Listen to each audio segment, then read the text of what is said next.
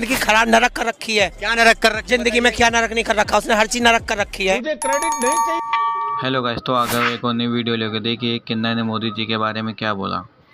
जिंदगी खराब नरक कर रखी है। क्या नरक कर रखी? जिंदगी में क्या नरक नहीं कर रखा, उसने हर चीज नरक कर रखी है। मुझे क्रेडिट नहीं चाहिए। ये गरीबों के लिए क्या कर रखा है? लोग सुरक्षित हो गए हैं। नहीं हुए ना, परेशान।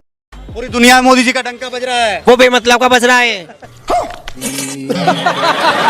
जी बेकार है। लोग मोदी मोदी कर रहे हैं। हाँ, मोदी जी नहीं आने चाहिए। मोदी जी की वजह से आप जिंदा हैं। लोग मोदी की वजह से दुनिया मर रही है। गजब बेइज्जती है।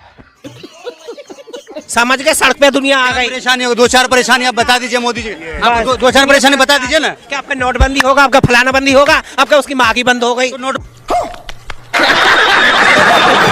से लोगों को फायदा तो हुआ, नुकसान भी हुआ है। आतंकवाद का कमर तो टूटा नुकसान भी हुआ। शाबाश बेटा, बहुत बढ़िया मुन्ना। कह रहे नुकसान हुआ है। अच्छा।